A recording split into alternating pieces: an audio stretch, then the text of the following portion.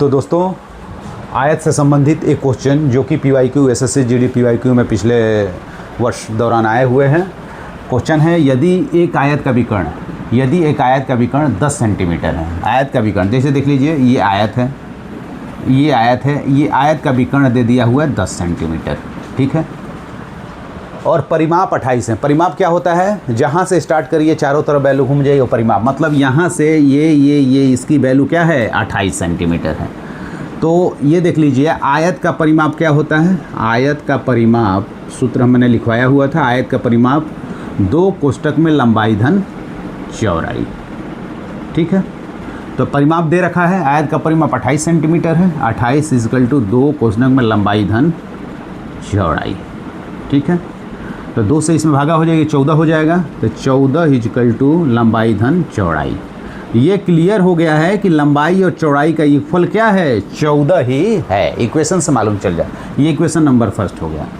कह रहा आयत का विकर्ण 10 सेंटीमीटर है, इसकी ये विकर्ण 10 सेंटीमीटर। तो आयत का विकर्ण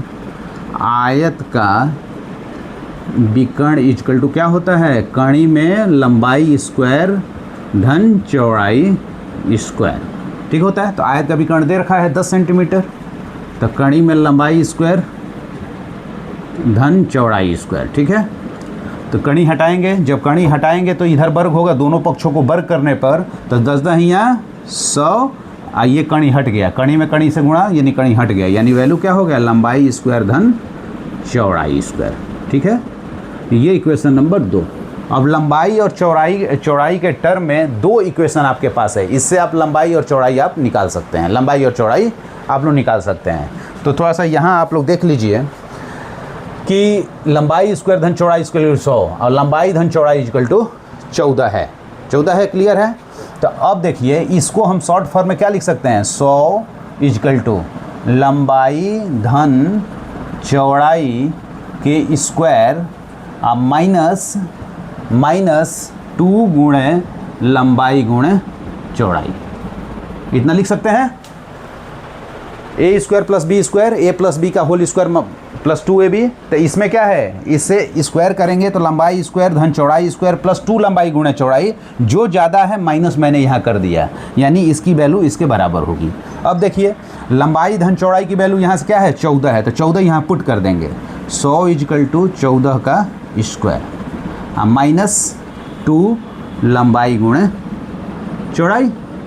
तो ये 14 का स्क्वायर कितना हो जाए है, 14 का स्क्वायर होता है 196। तो 100 = 196 -2 लंबाई गुणे चौड़ाई, ठीक है। अब 196 देखिए, ये इधर है, ये -2 लंबाई, ये माइनस वाला इधर आ जाएगा, प्लस में हो जाएगा।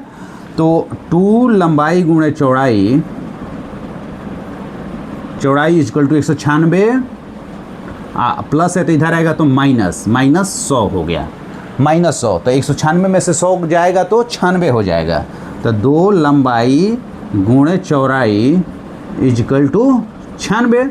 ये फिर यहाँ 2 है तो इसमें जाएगा तो भागा होगा। तो लंबाई गुणे चौड़ाई = क्या, 96 में 2 से भाग देंगे तो कितना हो जाएगा, 48, यानी लंबाई गुणे चौड़ाई = 48। तो पूछ क्या रहा है आपसे, आयत का क्षेत्रफल। तो आयत का क्षेत्रफल क्या होता है, लंबाई गुणे चौड़ाई, यानी क्षेत्रफल की वैल्यू क्या हो गई, 48।